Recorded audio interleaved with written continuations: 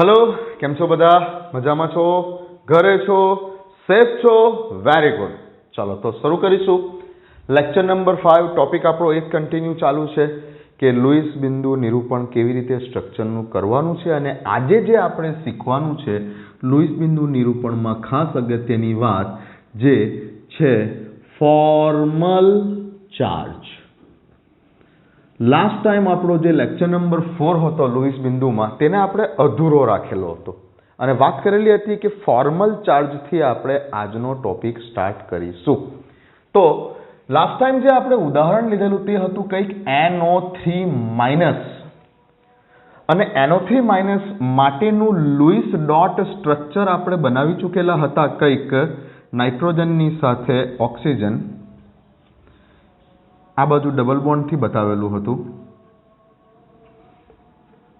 અહીંયા સુધીની વાત આપણે લાસ્ટ લેક્ચર સુધીમાં પૂરી કરેલી છે।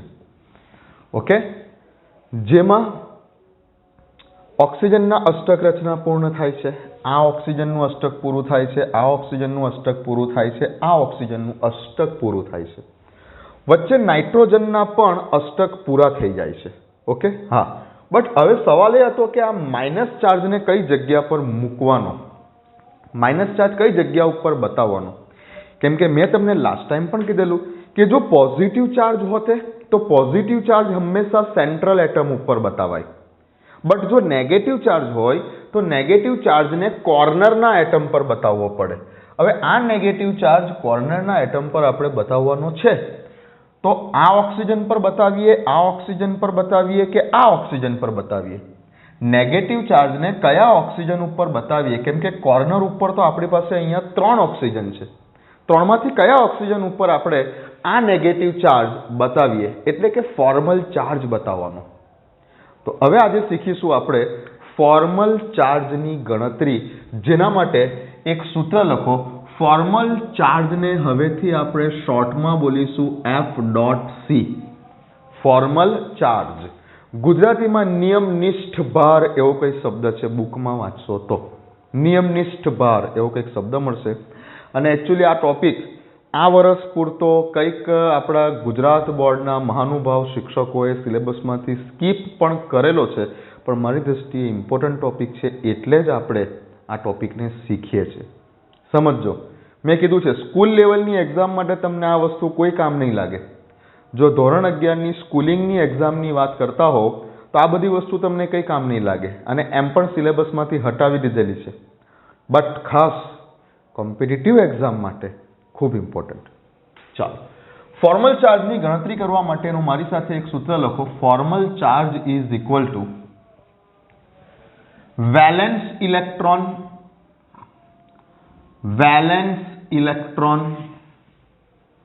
જે તે તત્વનો ફોર્મલ ચાર્જ આપણે ગણવો છે, જે તે તત્વના પરમાણુ માટેનો, તેની પાસેના વેલેન્સ ઇલેક્ટ્રોન કેટલા છે, માઇનસ તેના લોન પેરના ઇલેક્ટ્રોન માઇનસ તેના બોન્ડ પેરના ઇલેક્ટ્રોન ડિવાઇડેડ બાય 2। આ એક સૂત્ર તમારે યાદ રાખવાનું છે ફોર્મલ ચાર્જની ગણતરી કરવા માટે। ચલો લખી લો તો, ફોર્મલ ચાર્જ બરાબર વેલેન્સ ઇલેક્ટ્રોન સંયોજકતા કક્ષાના ઇલેક્ટ્રોન, વેલેન્સ ઇલેક્ટ્રોન સંયોજકતા કક્ષાના ઇલેક્ટ્રોન ઓછા લોન પેરના ઇલેક્ટ્રોન ઓછા બોન્ડ પેરના ઇલેક્ટ્રોન ડિવાઇડેડ બાય 2। લખી લો તો સૂત્ર। ચલો લખી લીધું હશે? ઓકે, હવે આપણે step by step formal charge ગણીએ। અહીંયા હું નંબર આપી દઉં। આ ઓક્સિજનને હું નંબર 1 કહું, આ ઓક્સિજનને હું નંબર 2 કહું, આ ઓક્સિજનને હું નંબર 3 કહી દઉં અને આ નાઇટ્રોજનને હું નંબર 4 કહી દઉં। ઓકે, ચાલો, મેં દરેક તત્વના પરમાણુને કંઈક નંબર આપી દીધા છે ખાલી। ઓકે, ફોર્મલ ચાર્જની ગણતરી કરવા તરફ આગળ વધીએ છીએ।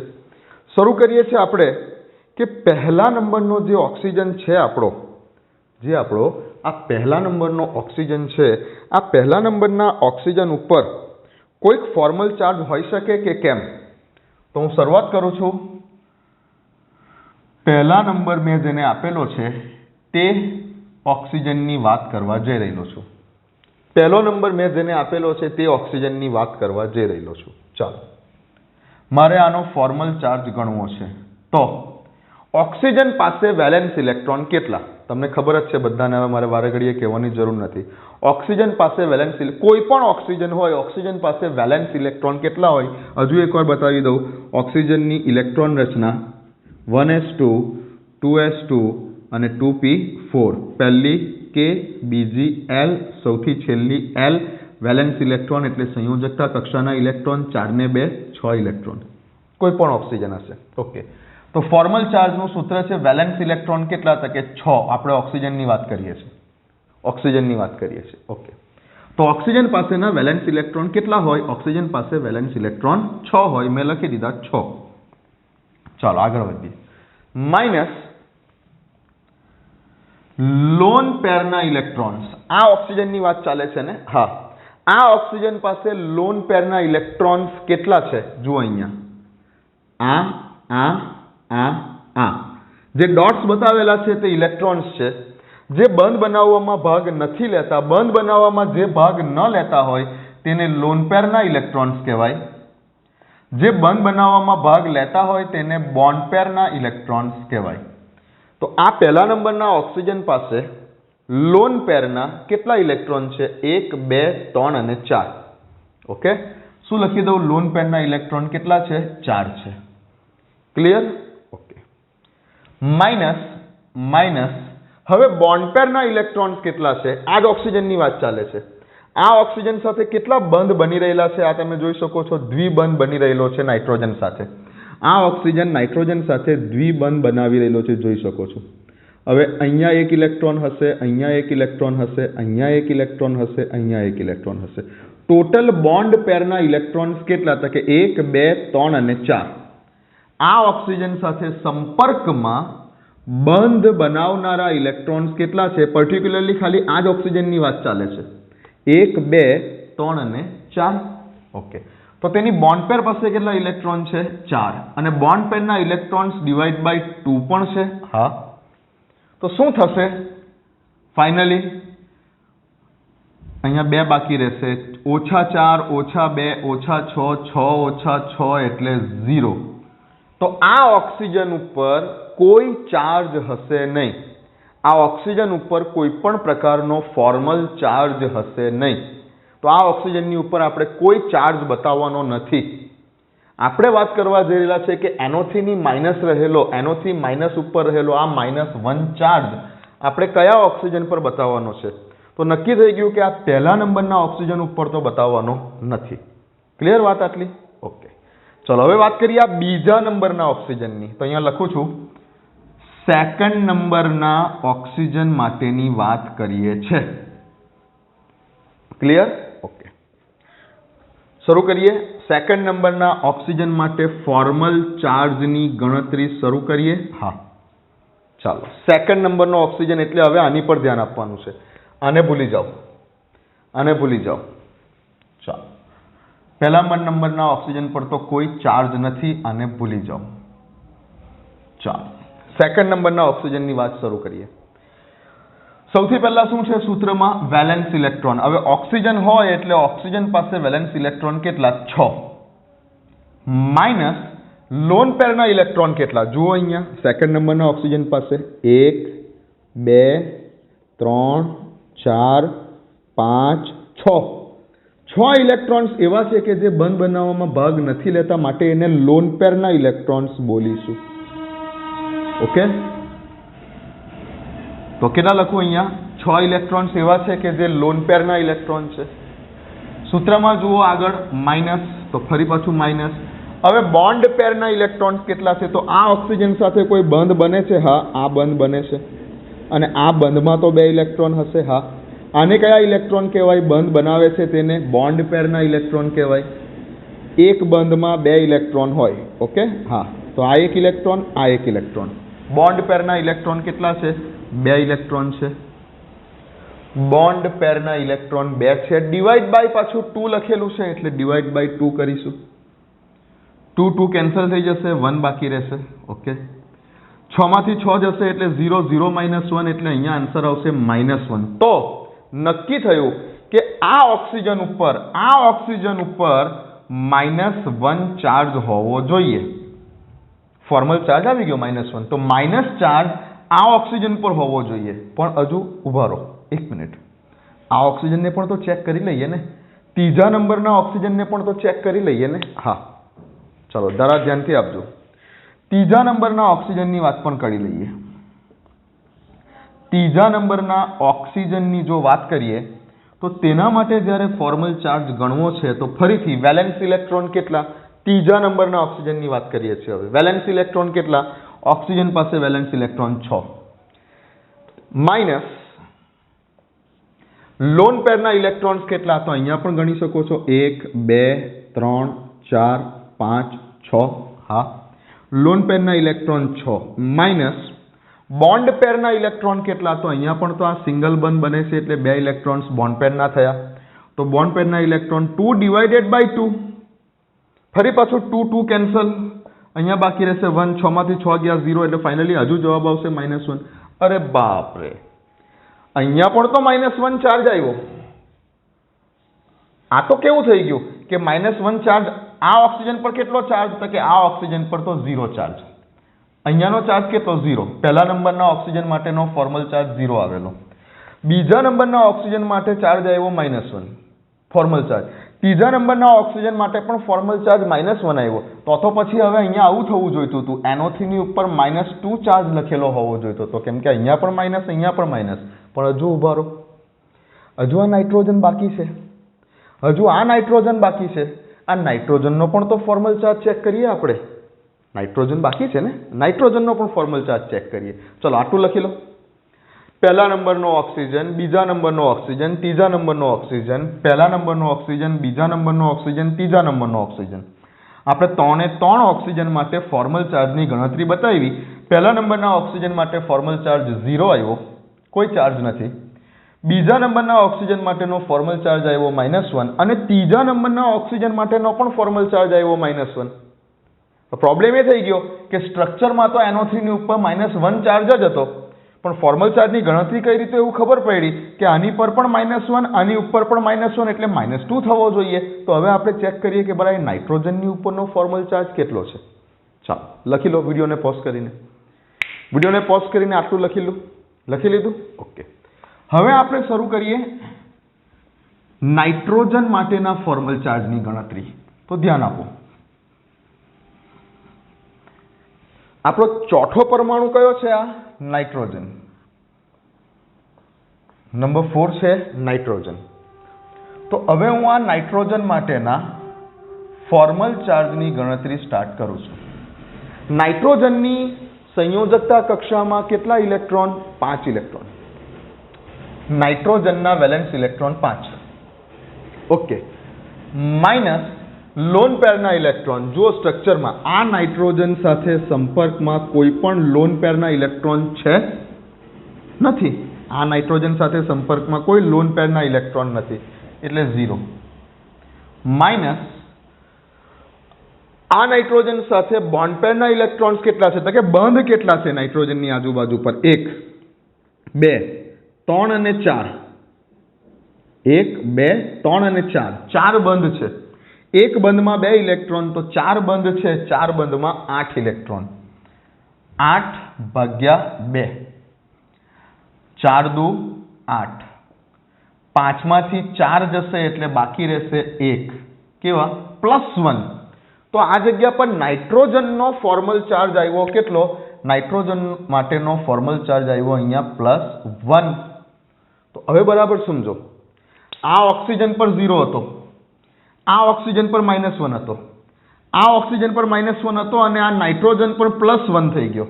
એટલે હવે શું થઈ ગયું કે નાઇટ્રોજનના +1 ચાર્જની સામે, નાઇટ્રોજનના આ +1 ચાર્જની સામે આ બંને ઓક્સિજનના માઇનસ ચાર્જ પૈકી કોઈ એક -1 ચાર્જ કેન્સલ થઈ જાય છે. સમજો કે આના આ +1 ચાર્જની સામે આ -1 ચાર્જ કેન્સલ થઈ જાય છે. +1 ની સામે -1 કેન્સલ એટલે નેટ ચાર્જ પરિણામી ચાર્જ કેટલો રહ્યો, -1. -1 એટલે જ આ NO3 ની ઉપર -1 લખેલું છે, બાકી આપણે જોયું તો -2 થતું હતું, પણ આ +1 ની સામે આ -1 કેન્સલ થઈ ગયો એટલે નેટ ચાર્જ રહ્યો -1. તો ફાઇનલી હવે સ્ટ્રક્ચર શું લખાશે? તો ફાઇનલી સ્ટ્રક્ચર લખાશે, હવે તમે લખી શકો છો આનું સ્ટ્રક્ચર કે આ જગ્યા ઉપર લખી ગયું છે, આટલું આ લખી ગયેલું છે. ઓકે, તો ફાઇનલ હવે એક્ઝેક્ટલી આપણે શું સ્ટ્રક્ચર બતાવીશું આનું? તો આનું જો સ્ટ્રક્ચર બતાવવું હોય તો આપણે કંઈક આ રીતે બતાવી શકીએ છીએ. જુઓ અહીંયા મેં કીધું ને કે સ્ટ્રક્ચર ગોખી નાખવું, બુકમાં આપેલા છે 5-6 સ્ટ્રક્ચર, એ ગોખી નાખવા એ તો બધા કરી શકશે, પણ એક્ઝેક્ટલી કઈ રીતે આવે છે એ તમારે સમજવાની ખાસ જરૂર છે. જુઓ, નાઇટ્રોજન સાથે ડબલ બોન્ડ ઓક્સિજન સાથે સિંગલ બોન્ડ ઓક્સિજન સાથે સિંગલ બોન્ડ ઓક્સિજન. આ ઓક્સિજન પાસે આ રીતે લોન પેર છે, આ ઓક્સિજન પાસે 1 2 3 4 5 6 છે, આ ઓક્સિજન સાથે 1 2 3 4 5 6 છે. નાઇટ્રોજનની આ ઓક્સિજન પર કોઈ ચાર્જ નથી, નાઇટ્રોજન ઉપરનો ફોર્મલ ચાર્જ છે +1, આ ઓક્સિજન પરનો ફોર્મલ ચાર્જ છે -1, આ ઓક્સિજન ઉપરનો ફોર્મલ ચાર્જ છે -1. અહીંયા કોઈ પણ એક બાજુ +1 ની સામે -1 કેન્સલ થઈ જશે એટલે પરિણામી ચાર્જ આવ્યો આખા સ્ટ્રક્ચરની ઉપર -1. તો આ સ્ટ્રક્ચર થયું NO3- આયનનું લુઈસ ડોટ સ્ટ્રક્ચર. આ છે જે અહીંયા તમને બતાવેલું છે તે આ છે. ઓકે, ચાલો પતાવો. વિડીયોને પોઝ કરો, વિડીયોને પોઝ કરીને લખી દો. ચલો,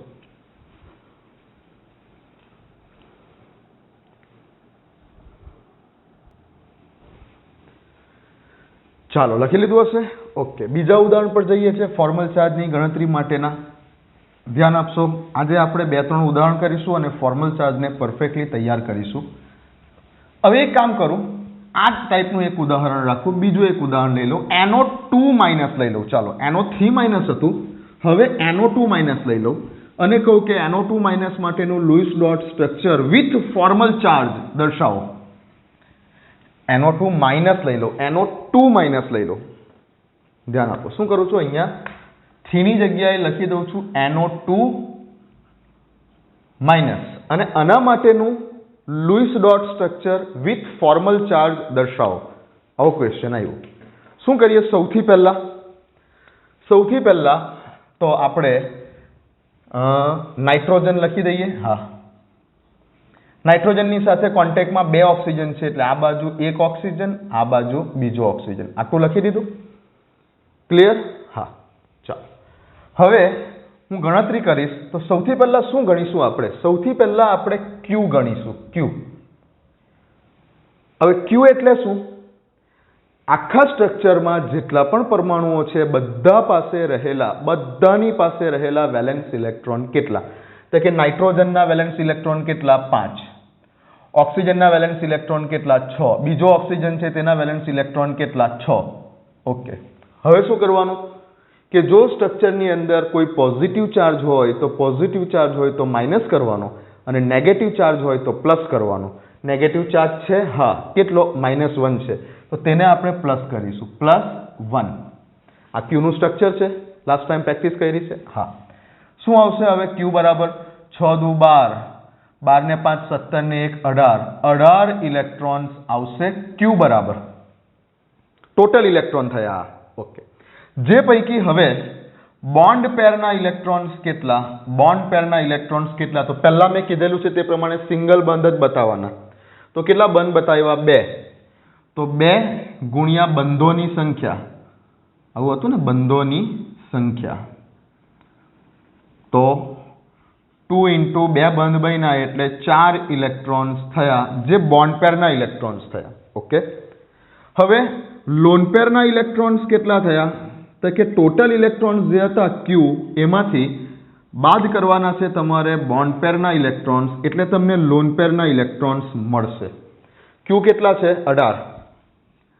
18 ઓછા 4 એટલે કેટલા આવશે? 14 ઇલેક્ટ્રોન્સ કે જે લોન પેરના ઇલેક્ટ્રોન છે. હવે લોન પેરના ઇલેક્ટ્રોન્સનું કામ શું? ક્યાં તો તે લોન પેર સ્વરૂપે ગોઠવાય, ક્યાં તો તે લોન પેર સ્વરૂપે ગોઠવાય જે તે તત્વના પરમાણુ ઉપર, ક્યાં તો તે લોન પેર સ્વરૂપે અસ્તિત્વ ધરાવશે અને ક્યાં તો તે અષ્ટક પૂર્ણ કરવા માટે દ્વિબંધ કે ત્રિબંધની રચના કરી શકશે. ઓકે, આપણે આ બધી વાત લાસ્ટ વિડીયોમાં કરેલી હતી. ચાલો, લોન પેરના જે 14 ઇલેક્ટ્રોન છે, સૌથી પહેલા આ ઇલેક્ટ્રોનને કયા એટમને આપવાના? કોર્નરના એટમને કે સેન્ટ્રલના એટમને? તો કે લોન પેરના ઇલેક્ટ્રોનથી સૌથી પહેલું પેટ કોનું ભરવાનું? કોર્નરના એટમનું પેટ પહેલા ભરવાનું. કોર્નરના એટમનું પેટ ભરાઈ જાય એટલે કે કોર્નરના એટમનું અષ્ટક પૂર્ણ થઈ જાય પછી જો બચે તો જ સેન્ટ્રલ એટમને આપવાના. ચલો, 14 ઇલેક્ટ્રોન છે, હું અહીંયા મૂકવાની શરૂઆત કરું છું. સેન્ટ્રલ એટમ કયો થયો? નાઇટ્રોજન. કોર્નર એટમ કયા કહેવાય? ઓક્સિજન. શરૂઆત કોર્નરના એટમથી કરીશું એટલે ઓક્સિજનથી કરીશું. મારે 14 ઇલેક્ટ્રોન મૂકવાના છે.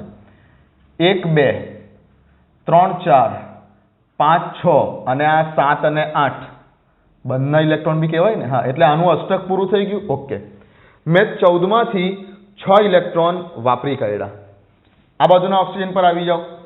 1 2 3 4 5 6 બીજા 6 વાપરી કાઢ્યા. ટોટલ આનું અષ્ટક બી પૂરું થઈ ગયું. જોઈ લો, આ ઓક્સિજનનું અષ્ટક પણ પૂરું થઈ ગયું. હા, ક્લિયર વાત? ઓકે, તો હવે 6 ને 6 12 ઇલેક્ટ્રોન વાપર્યા. ટોટલ 14 માંથી મેં અત્યાર સુધીમાં 12 ઇલેક્ટ્રોન વાપર્યા. આને 6 આપ્યા, આને 6 આપ્યા, બંને ઓક્સિજનનું પેટ ભરાઈ ગયું, તેની અષ્ટક રચના પૂર્ણ થઈ ગઈ. હજુ 2 ઇલેક્ટ્રોન બાકી રહ્યા. લોન પેરના હજુ 2 ઇલેક્ટ્રોન્સ બાકી રહ્યા. બંનેના કોર્નર એટમના પેટ ભરાઈ ગયા. હા, તો હવે સેન્ટ્રલ એટમનો વારો. બીજા 2 ઇલેક્ટ્રોન્સ અહીંયા આપી દઉં તો મેં 14 ઇલેક્ટ્રોનને લોન પેરના સ્વરૂપે દર્શાવી દીધા. હવે આજુબાજુના ઓક્સિજન એટમના તો અષ્ટક પૂરા થઈ ગયા એટલે એ તો ખુશ થઈ ગયો, પણ નાઇટ્રોજન કહેશે કે મારું અષ્ટક હજુ પૂરું થયું નથી. નાઇટ્રોજનમાં તમે ગણશો તો 1 2 3 4 5 અને 6. 1 2 3 4 5 અને 6. નાઇટ્રોજનનું અષ્ટક પૂરું નથી થયું ભાઈ. અહીંયા નાઇટ્રોજન અનહેપી છે. નાઇટ્રોજનને હેપી કરવો પડશે. શું કરીએ હવે? તો લોન પેરના ઇલેક્ટ્રોનનું કામ શું હતું? ક્યાં તો તે લોન પેર તરીકે ગોઠવાય, ક્યાં તો તે લોન પેર તરીકે ગોઠવાય, ક્યાં તો અષ્ટક પૂર્ણ કરવા માટે તે દ્વિબંધ કે ત્રિબંધના ફોર્મમાં પણ જઈ શકે છે. તો માની લો કે અહીંયાથી જે આ 2 લોન પેરના ઇલેક્ટ્રોન છે, આ 2 લોન પેરના ઇલેક્ટ્રોનને ઊંચકીને અહીંયા મૂકી દઉં તો, આ 2 ઇલેક્ટ્રોનને ઊંચકીને અહીંયા મૂકી દઉં તો, ખ્યાલ આવે છે? ઓકે, શું કહું છું? આ 2 ઇલેક્ટ્રોન્સ જે છે, આ 2 ઇલેક્ટ્રોન્સને ઊંચકીને જો અહીંયા મૂકી દઉં તો, આને ઊંચકીને અહીંયા મૂકી દઉં તો, એટલે આમ ગોઠવાઈ જાય તો આ 2 ઇલેક્ટ્રોન, આ 2 ઇલેક્ટ્રોન આમ આવી જાય એટલે અહીંયા એક બંધ બની જાય. ચલો, ઓકે. હજુ આ ઓક્સિજનને કોઈ ફરક પડ્યો? ઓક્સિજન કહેશે મને કોઈ ફરક નથી પડ્યો, મારી પાસે તો હજુ પણ અષ્ટક રચના મારી પૂરી જ છે. 1 2 3 4 5 6 7 8. આ ઓક્સિજન કહેશે હું તો હજુ પણ હેપી જ છું, પણ નાઇટ્રોજન કહેશે હવે હું પણ હેપી થઈ ગયો યાર, મારું બી અષ્ટક પૂરું થઈ ગયું. કેમ? તો કે આ 1 2 3 4 5 6 7 8. નાઇટ્રોજન કહેશે હું પણ હેપી. તો ઓક્સિજન પણ હેપી છે, નાઇટ્રોજન પણ હેપી છે. લુઈસ ડોટ સ્ટ્રક્ચર પતી ગયું. બટ હજુ વાત રહી આ માઇનસ ચાર્જની. -1 ચાર્જ. માઇનસ ચાર્જ છે એટલે ઓબ્વિયસલી એને સેન્ટ્રલ એટમ પર તો નહીં મુકાય. એ તો નક્કી છે કે સેન્ટ્રલ એટમ ઉપર માઇનસ ચાર્જ નહીં આવે. વાત રહી કોર્નર એટમ. હવે કોર્નર એટમ ઉપર તમારી પાસે અહીંયા 2 ઓક્સિજન છે. આને કહી દો પહેલા નંબરનો ઓક્સિજન, બાજુવાળાને કહી દો બીજા નંબરનો ઓક્સિજન. આને કહી દો પહેલા નંબરનો ઓક્સિજન, આને કહી દો બીજા નંબરનો ઓક્સિજન. આ 2 ઓક્સિજન પૈકી કોઈ એક ઓક્સિજન ઉપર આ માઇનસ ચાર્જ આવવાનો છે, પણ બેમાંથી કયા ઓક્સિજન ઉપર માઇનસ ચાર્જ બતાવીશું? જો પ્લસ ચાર્જ હોતે તો સીધે સીધું સેન્ટ્રલ એટમ ઉપર જ મૂકી દેતે. જો પ્લસ ચાર્જ હોતે તો, પોઝિટિવ ચાર્જ હોતે તો, પણ નેગેટિવ ચાર્જ છે એટલે સેન્ટ્રલ એટમ ઉપર નહીં મુકાશે, તો કોર્નરના એટમ ઉપર મુકાશે. હવે કયા કોર્નરના એટમ ઉપર મૂકીએ? આ ઓક્સિજન પર મૂકીએ કે આ ઓક્સિજન પર મૂકીએ? એના માટે તો આ ફોર્મલ ચાર્જ શીખવાડેલું છે. ચલો શરૂ કરીએ ફરીથી ફોર્મલ ચાર્જની ગણતરી. રેડી? લખી લીધું હશે? આટલું લખી લો, પહેલા લખી લો.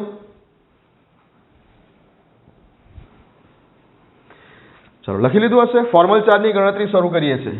ચાલો, અહીં કન્ફ્યુઝન છે કે 2 માંથી કયા ઓક્સિજન ઉપર આ માઇનસ ચાર્જ મૂકીશું. તો શરૂ કરીએ છીએ. પહેલા નંબરનો ઓક્સિજન. પહેલા નંબરના ઓક્સિજનની વાત કરીએ માટે મારે ગણવું છે ફોર્મલ ચાર્જ. સૂત્ર છે વેલેન્સ ઇલેક્ટ્રોન. ઓક્સિજનના વેલેન્સ ઇલેક્ટ્રોન કેટલા? 6 માઇનસ લોન પેરના ઇલેક્ટ્રોન. પહેલા નંબરના ઓક્સિજન પાસે જે લોન પેર્સ છે કેટલા છે? લોન પેર્સના ઇલેક્ટ્રોન 1 2 3 4 માઇનસ બોન્ડ પેરના ઇલેક્ટ્રોન્સ ડિવાઈડ બાય 2. પહેલા નંબરના ઓક્સિજન સાથે સંપર્કમાં કેટલા બંધ છે? 2.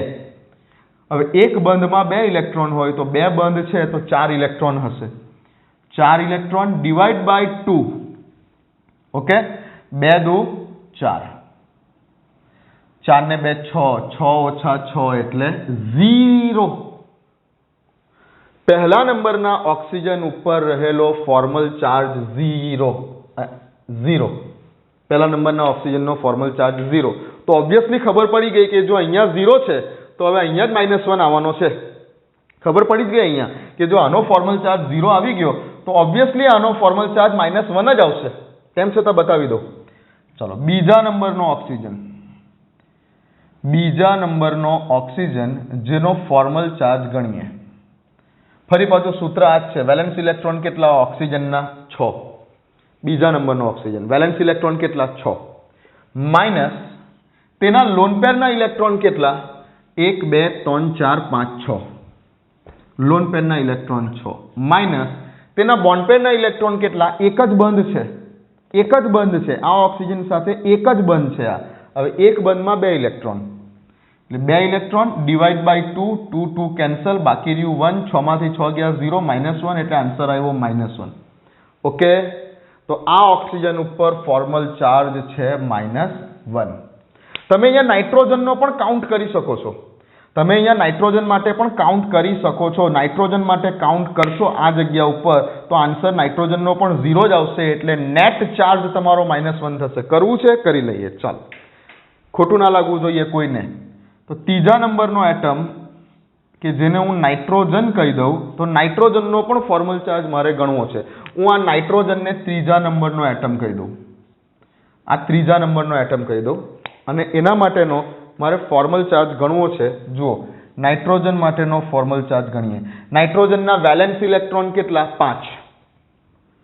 નાઇટ્રોજનના વેલેન્સ ઇલેક્ટ્રોન કેટલા? 5 માઇનસ નાઇટ્રોજન પાસે લોન પેરના ઇલેક્ટ્રોન છે અહીંયા. હા છે, આઈરિયા 2 ઇલેક્ટ્રોન 2 ટપકા બતાવેલા છે તો 2 ઇલેક્ટ્રોન્સ લોન પેરના છે. માઇનસ નાઇટ્રોજન પાસે બોન્ડ પેરના કેટલા ઇલેક્ટ્રોન છે? તો કેટલા બંધ છે નાઇટ્રોજનની આજુબાજુમાં? કેટલા બંધ છે? આ એક અને આ બીજા 2, ટોટલ 3 બંધ છે.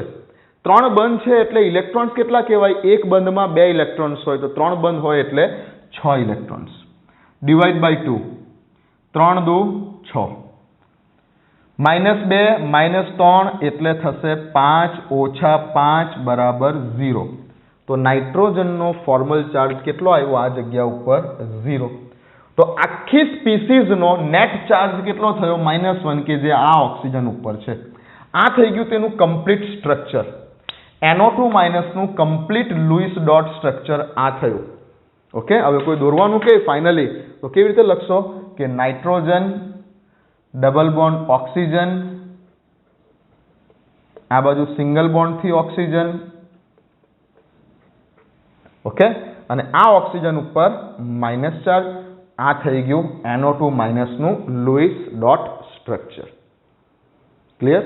લખો.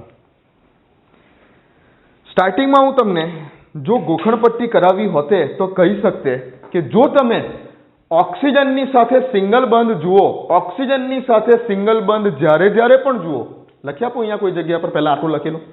આટલું લખી લો. ચલો,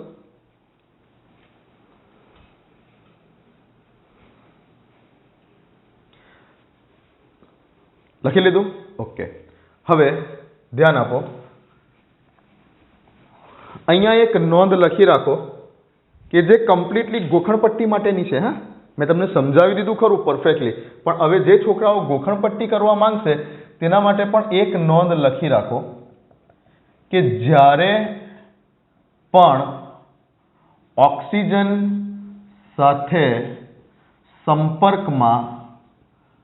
સંપર્કમાં એકલ બંધ હશે, આ સૂત્ર લખાઈ ગયું છે ને? હા.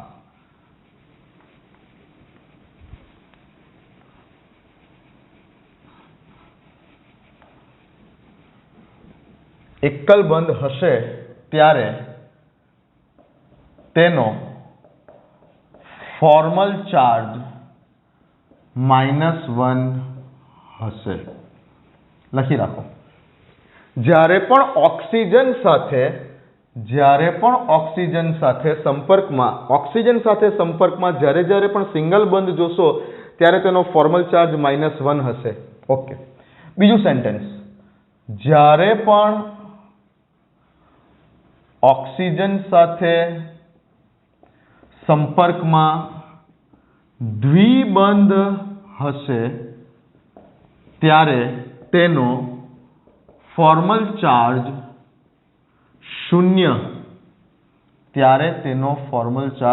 0 હશે. જો આ ઓક્સિજન સાથે સંપર્કમાં દ્વિબંધ હતા ને તો ફોર્મલ ચાર્જ 0 જ આવ્યો. ઓક્સિજન સાથે સંપર્કમાં દ્વિબંધ હશે ત્યારે તેનો ફોર્મલ ચાર્જ 0 જ આવશે. ઓકે. અને ત્રીજું એક સેન્ટેન્સ પણ લખી રાખો, જ્યારે પણ ઓક્સિજન સાથે સંપર્કમાં ત્રિબંધ હશે, 3 બંધ જ્યારે ઓક્સિજન સાથે સંપર્કમાં હશે, લાઈક H3O+, આપણે કરેલું ને લાસ્ટ ટાઈમ H3O+ નું ઉદાહરણ. હા, તેમાં જોજો તમે ઓક્સિજનની ઉપર ઓક્સિજન સેન્ટ્રલ એટમ બનતો હતો અને ઓક્સિજનની ઉપર પ્લસ ચાર્જ મૂકેલું. તો જ્યારે પણ ઓક્સિજન સાથે 3 બંધ સંપર્કમાં હશે ત્યારે તેનો ફોર્મલ ચાર્જ +1 હશે.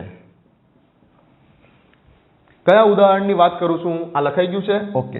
કયા ઉદાહરણની વાત કરું છું હું? યાદ કરો, લાસ્ટ લેક્ચરમાં લેક્ચર નંબર 4 માં આપણે લુઈસ ડોટ સ્ટ્રક્ચર બતાવેલું H3O+ માટે.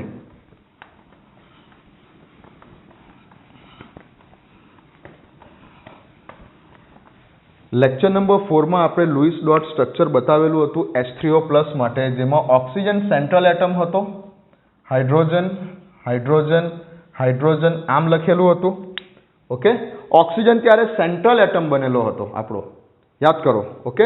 ઓક્સિજનની ઉપર એક લોન પેર હતી, યાદ કરો. અને આપણે સેન્ટ્રલ એટમની ઉપર પ્લસ ચાર્જ બતાવેલો હતો. H3O+ ના લુઈસ ડોટ સ્ટ્રક્ચરની વાત કરું છું. હવે જુઓ, ઓક્સિજન સાથે સંપર્કમાં કેટલા બંધ થયા? 1, 2 અને 3. જ્યારે પણ ઓક્સિજન સાથે સંપર્કમાં 3 બંધ હશે ત્યારે તેનો ફોર્મલ ચાર્જ +1 હશે. જ્યારે પણ ઓક્સિજન સાથે દ્વિબંધ સંપર્કમાં હશે, આ ઓક્સિજન સાથે સંપર્કમાં દ્વિબંધ છે તો તેનો ફોર્મલ ચાર્જ 0 થવાનો. અને જ્યારે પણ ઓક્સિજન સાથે સંપર્કમાં સિંગલ બંધ હશે તો તેનો ફોર્મલ ચાર્જ -1 થવાનો. ઓકે. એકચ્યુઅલી આ વસ્તુ સત્ય જ છે પણ ગોખવાનું નથી, એને મેં તમને સાબિત કરીને બતાવેલું છે. ક્લિયર? લખી લો. બીજા એક ઉદાહરણ પર જઈશું. ચાલો જઈએ. ઓકે. તો વિડીયોને પોઝ કરીને જાતે ટ્રાય કરજો. હવે જે ઉદાહરણ લખું છું તે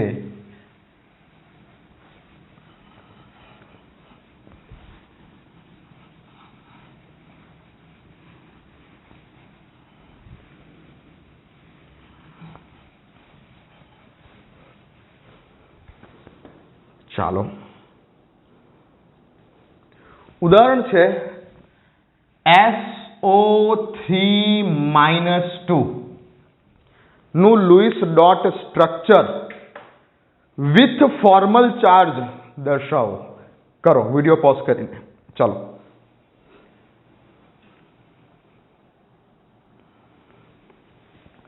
ચલો કર્યું જાતે ટ્રાય? ઓકે. હું કરીશ. સૌથી પહેલા હું ક્યુ ગણીશ. ક્યુ એટલે આપેલા જે કંઈ પણ સ્પીસીસ છે એમાં રહેલા જેટલા પણ પરમાણુઓ છે દરેકના સંયોજકતા ઇલેક્ટ્રોન્સ ટોટલ કેટલા? તો સલ્ફરના કેટલા સંયોજકતા ઇલેક્ટ્રોન્સ છે? સલ્ફર પાસે ટોટલ સંયોજકતા ઇલેક્ટ્રોન્સ કેટલા? તો સલ્ફરની ઇલેક્ટ્રોન રચના વારંવાર કહું છું, સલ્ફરનો પરમાણુ ક્રમાંક કેટલો? 16. 1s2 2s2 2p6 3s2 3p4 સૌથી પહેલી K, પછી L, પછી આવી M, સૌથી બહારની કક્ષા M, જેમાં 4 ને 2 6 ઇલેક્ટ્રોન. સલ્ફર પાસે સંયોજકતા ઇલેક્ટ્રોન 6 છે. બતાવો અહીંયા કે ભાઈ સલ્ફરના 6 પ્લસ ઓક્સિજનના કેટલા? ઓક્સિજનના પણ 6 જ છે, પણ એવા કેટલા ઓક્સિજન છે? 3 ઓક્સિજન છે. તો લખીશ કે એક ઓક્સિજન પાસે 6 પણ એવા 3 ઓક્સિજન છે, એટલે 6 તાલી 18 થશે. બીજું કે -2 ચાર્જ છે. મેં કીધેલું કે જેટલો માઇનસ ચાર્જ હોય એટલો ઉમેરવાનો અને જેટલો પ્લસ ચાર્જ હોય તેટલો બાદ કરવાનો.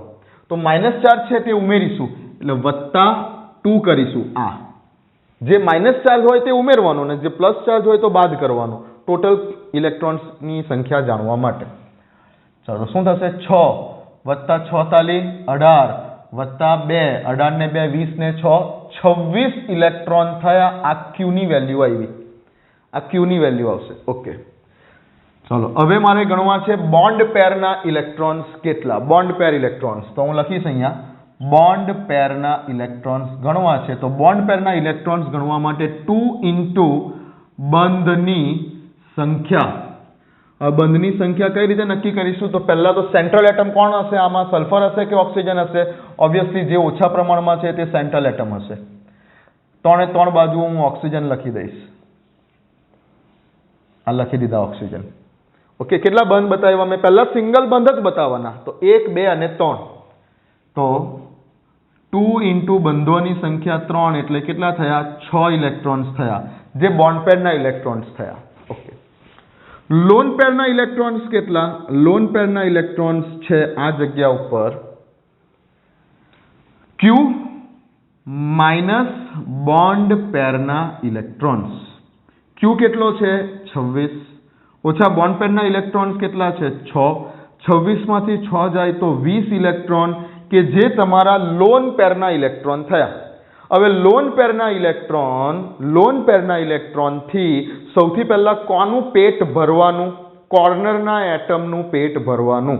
પછી જો બચે તો સેન્ટ્રલ એટમને આપવાના. તો શરૂ કરીએ કોર્નરના એટમથી. કોર્નરનો એટમ આ ઓક્સિજન એટમથી શરૂ કરીએ. જ્યાં સુધી તેનું અષ્ટક નહીં પૂરું થાય ત્યાં સુધી તેને ઇલેક્ટ્રોન આપીશું. ટોટલ આપણે 20 ઇલેક્ટ્રોન વાપરવાના છે. તો 1 2 3 4 5 6 ને આ બંધ છે એટલે ઓલરેડી તેનું અષ્ટક હવે પૂરું થઈ ગયું. 1 2 3 4 5 6 7 8. આ ઓક્સિજન પર આવી જઈએ. 1 2 3 4 5 6 અને આ બંધ છે એટલે તેનું અષ્ટક પૂરું થઈ ગયું. 8 થઈ ગયા. આ ઓક્સિજન પર આવી જઈએ. 1 2 3 4 5 6 આ બંધ છે એટલે તેનું અષ્ટક પૂરું થઈ ગયું. હા, ક્લિયર? હવે ટોટલ કેટલા વાપર્યા હતા? કે 2 ને 2 4 ને 2 6 6 ને 6 12 ને 6 18 વાપર્યા. 20 માંથી કેટલા વાપર્યા મેં? 1 2 3 4 5 6 7 8 9 10 11 12 13 14 15 16 17 18 વાપર્યા. હજુ 2 ઇલેક્ટ્રોન બાકી રહ્યા. કોર્નર એટમ ખુશ થઈ ગયા, તેઓના અષ્ટક પૂરા થઈ ગયા. સલ્ફર કહેશે મારું અષ્ટક હજુ પૂરું થયું નથી. આ સલ્ફરનું અષ્ટક પૂરું નથી થયું. જોઈ શકો છો કે સલ્ફર સાથે સંપર્કમાં આ 3 જ બંધ છે, એટલે 3 દુ 6 ઇલેક્ટ્રોન જ છે આ સલ્ફર સાથે સંપર્કમાં. હજુ તેનું અષ્ટક પૂરું નથી થયું. અને આપણી પાસે ઓલરેડી 20 માંથી આપણે 18 વાપર્યા, હજુ 2 ઇલેક્ટ્રોન વધેલા છે. તો હવે વૈધા હોય તે સેન્ટ્રલ એટમને આપી દેવાના. તો શું આ સલ્ફરનું પણ અષ્ટક પૂરું થઈ ગયું? ચેક કરો, સલ્ફરનું અષ્ટક પૂરું થઈ ગયું. હવે ઓકે, તો ઓક્સિજનના પણ અષ્ટક પૂરા થઈ ગયા, સલ્ફરનું બી અષ્ટક પૂરું થઈ ગયું. સર સ્ટેબલ રચના મળી ગઈ. બટ ના, જો તમે આવું બતાવ્યું હોય તો આ ખોટું છે. આવું બતાવ્યું હોય તો આ ખોટું છે. ઓકે, જો આવું લખ્યું તો ખોટું. કેમ? કેમ કે હવે આ ફોર્મલ ચાર્જની વાત છે. હજુ તો આ ફોર્મલ ચાર્જની વાત છે કે -2 ફોર્મલ ચાર્જ છે. ને બીજી વસ્તુ મેં તમને આટલું લખી લીધું. અહીંયા સુધી પહોંચી ગયા છો પહેલા, તો પછી આગળ લઈ જાઉં છું. આની અંદર ખૂબ ઇન્ટરેસ્ટિંગ વાત કહું છું. આ સ્ટ્રક્ચર લખ્યું હોય તો ખોટું છે. મેં તમને જ્યારે આગળ નિયમો લખાવેલા ટોપિકની શરૂઆતમાં લેક્ચર નંબર 4 માં આ ટોપિકની શરૂઆતમાં અમુક નિયમો લખાવેલા, ત્યારે મેં તમને એક નિયમ આવો લખાવેલો કે સેન્ટ્રલ એટમ પોતાની મેક્સિમમ કોવેલેન્સી માં રહેવાનું પ્રયત્ન કરે. આવું એક સેન્ટેન્સ લખાવેલું જોઈ લો. ગયા લેક્ચરમાં જો નોટ્સ બનાવેલી હોય તો આ એક સેન્ટેન્સ લખેલું હશે, જોઈ લો. સેન્ટ્રલ એટમ પોતાની મેક્સિમમ કોવેલેન્સીમાં રહેવાનો પ્રયત્ન કરે. અને અહીં સેન્ટ્રલ એટમ સલ્ફર છે, તો સલ્ફરની કોવેલેન્સી કેટલી છે? તો કે સલ્ફરની કોવેલેન્સી 2 છે, 4 છે, 6 છે, જેમાં મેક્સિમમ કોવેલેન્સી કેટલી છે? 6 છે. તો સેન્ટ્રલ એટમ પોતાની મેક્સિમમ કોવેલેન્સીમાં રહેવાનો પ્રયત્ન કરે, એટલે સલ્ફર અહીંયા પોતાની મેક્સિમમ કોવેલેન્સી 6 માં રહેવાનો પ્રયત્ન કરે, જે અત્યારે કેટલી છે મેક્સિમમ કોવેલેન્સી અત્યારે હાલની કન્ડિશનમાં? તો કે આ 1 2 3, આ એક બંધ, આ બીજો બંધ, આ ત્રીજો બંધ, અને બીજા 2 ઇલેક્ટ્રોન, એટલે હાલની કન્ડિશનમાં 5 છે. હાલની કન્ડિશનમાં સલ્ફરની કોવેલેન્સી 5 છે હાલના સ્ટ્રક્ચરમાં. 1 2 3 બંધ ગણવાના છે, અહીંયા કોવેલેન્સી માટે બંધ ગણવાના છે 1 2 3, અને અહીંયા બીજા 2 ઇલેક્ટ્રોન છે એટલે 4 અને 5. તો આ જગ્યા ઉપર સલ્ફરની કોવેલેન્સી 5 છે, પણ સલ્ફર પોતાની મેક્સિમમ કોવેલેન્સીમાં રહેવાનો પ્રયત્ન કરે, એટલે કે તેની મેક્સિમમ કોવેલેન્સી 6 છે. તો સલ્ફર અહીંયા પોતાની મેક્સિમમ કોવેલેન્સીમાં રહેવાનો પ્રયત્ન કરે છે હંમેશા. તો આ જગ્યા ઉપર સલ્ફરની મેક્સિમમ કોવેલેન્સી નથી. તો શું કરીએ આ જગ્યા ઉપર? આ જગ્યા ઉપર એવું કરીએ કે અહીં જે આ ઓક્સિજનના આ 2 ઇલેક્ટ્રોન છે, આ 2 ઇલેક્ટ્રોન તેને અહીંયા આપી દઈએ. તો કોઈ પણ ઓક્સિજનના, 3 માંથી કોઈ પણ ઓક્સિજનના, 3 એ 3 સરખા જ છે, 3 માંથી કોઈ પણ ઓક્સિજનના 2 ઇલેક્ટ્રોનને અહીંયા દ્વિબંધના સ્વરૂપમાં ગોઠવી દો. તો જો મેં અહીંયા દ્વિબંધના સ્વરૂપમાં ગોઠવી દીધા. ઓકે, તો હવે સલ્ફરની કોવેલેન્સી 6 થઈ ગઈ. ચેક કરો. આ 2 ઇલેક્ટ્રોન્સ અહીંયા આપી દીધા છે. ઓકે, એટલે હવે શું થયું? આવું થયું. હજુ પણ ઓક્સિજનનું તો અષ્ટક પૂર્ણ જ છે, કોઈ ફરક નથી પડ્યો ઓક્સિજનને. ચેક કરો.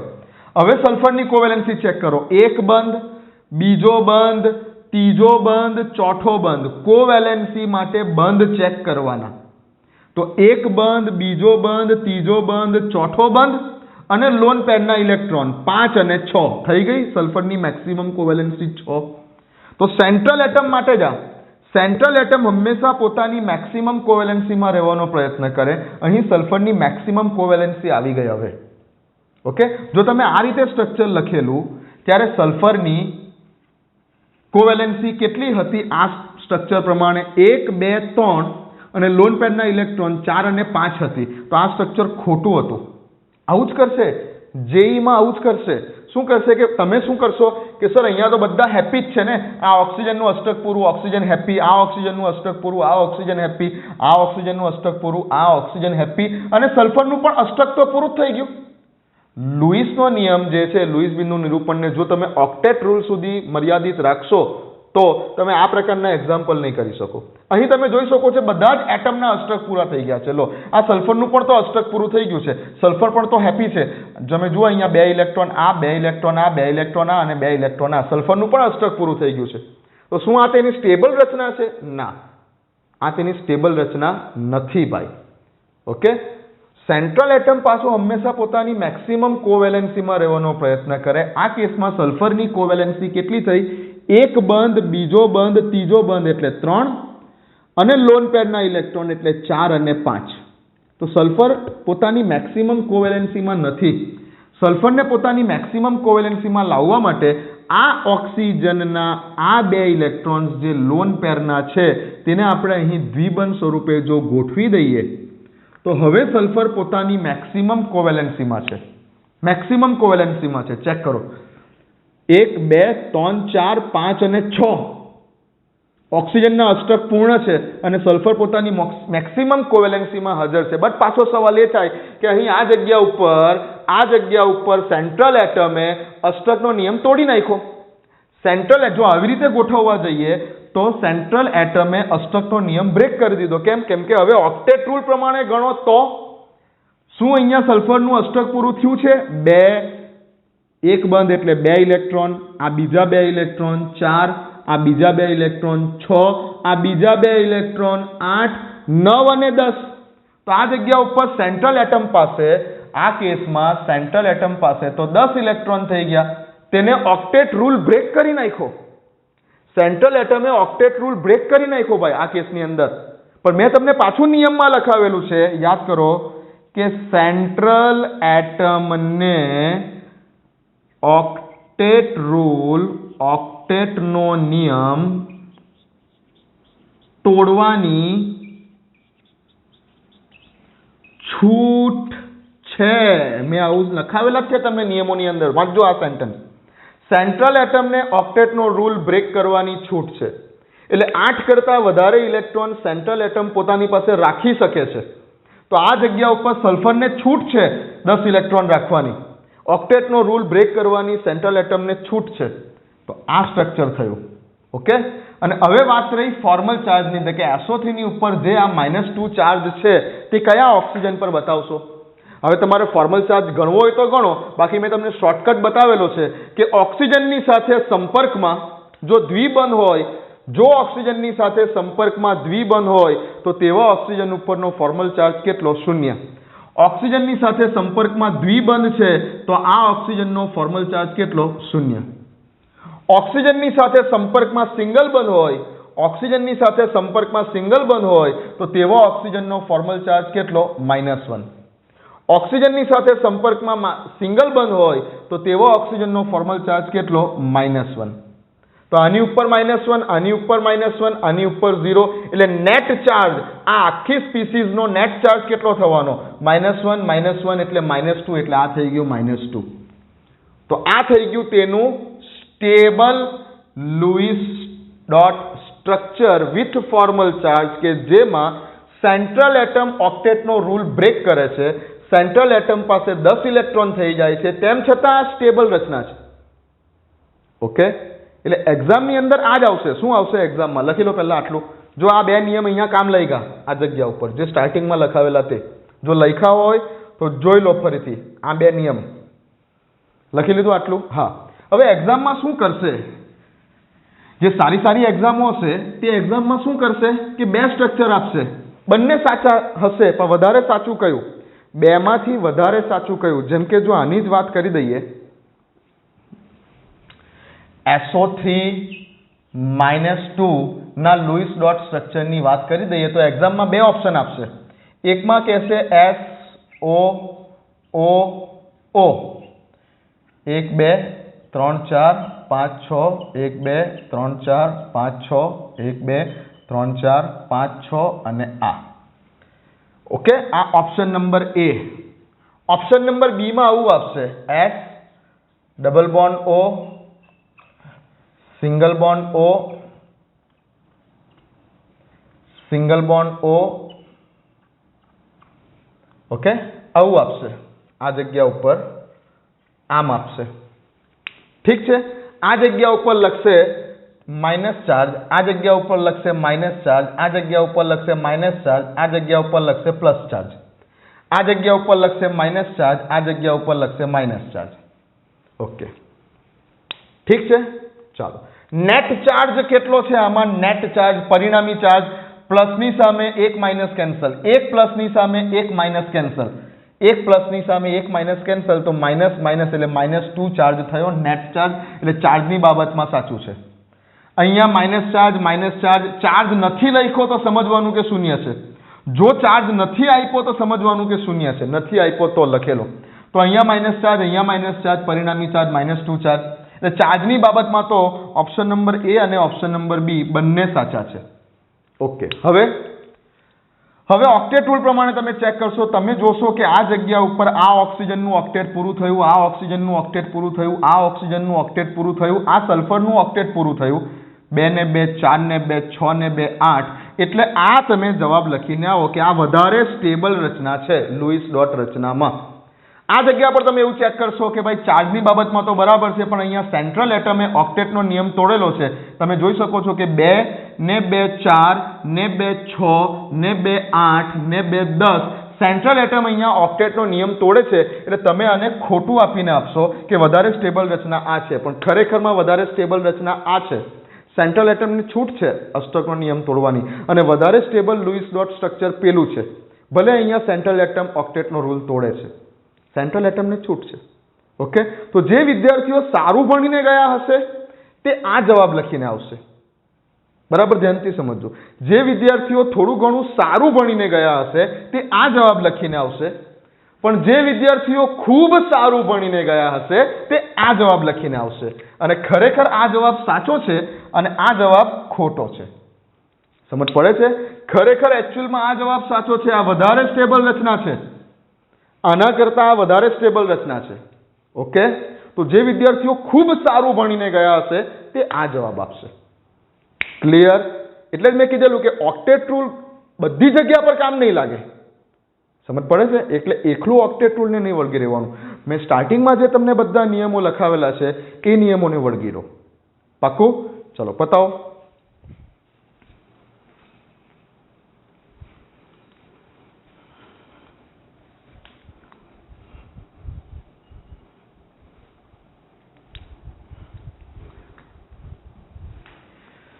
તો અહીં આપણે વિડીયોને પૂરો કરીએ છીએ અને આજના હોમવર્ક માટે હું તમને આ જ રીતના બીજા 2 ક્વેશ્ચન આપું છું કે જે તમારે મને હોમવર્કમાં કરીને મોકલવાના છે. Louis dot structure with formal charge. Louis dot structure with formal charge. તમારા હોમવર્ક માટે તમને પહેલું આપું છું SO4-2. ધ્યાનથી SO4-2 નું લુઈસ ડોટ સ્ટ્રક્ચર તમારે મને મોકલવાનું છે વિથ ફોર્મલ ચાર્જ. અને બીજું આપું છું સલ્ફર ટ્રાઇઓક્સાઇડ SO3 માટેનું લુઈસ ડોટ સ્ટ્રક્ચર તમારે મને મોકલવાનું છે. આમાં કોઈ ચાર્જ નહીં આવે, ફોર્મલ ચાર્જ આમાં કોઈ વાત નહીં આવે, આની ઉપર કોઈ ચાર્જ નથી. ઓકે, અહીંયા વિથ ફોર્મલ ચાર્જ મોકલવાનું છે. આ 2 વસ્તુ તમારા હોમવર્ક માટે એટલે પરફેક્ટલી તમારા લુઈસ ડોટ સ્ટ્રક્ચર અહીં પૂરા થશે. ઓકે, અને પછી હવે આપણે કેમિકલ બોન્ડિંગ ચેપ્ટરમાં આગળ વધીશું. ખૂબ ઇમ્પોર્ટન્ટ ટોપિક પરથી ચૂકેલો છે. હવે જે કરાવવાનું છે એ કંઈ બહુ મોટી વાત નથી, એ તમે 8મા 9મા 10મામાં શીખેલા છો ભાઈ. સહસંયોજક બંધ ને આયનિક બંધ ને વગેરે વગેરે. હવે ખાસ અગત્યની વાત સ્ટાર્ટ થશે પાછી VSEPR સિદ્ધાંત આવશે. કેમ કે આ જે લુઈસ ડોટ સ્ટ્રક્ચર છે ને તે માત્ર આપણને એક સ્ટ્રક્ચર કેવું હશે તે બતાવે છે, પણ અણુના આકાર વિશેની માહિતી નથી આપતો. એ કોઈ પણ અણુનો આકાર કેવો હશે. હવે અણુનો આકાર સમજવા માટે આપણે શીખીશું VSEPR થિયરી, જેમાં પાછું વધારે ટાઈમ લઈશું. હવે જે બોન્ડ છે એ તો ફટફટ પતાવી દઈશું. ચાલો, આ 2 તમારા હોમવર્ક છે. ઓકે, મળીએ.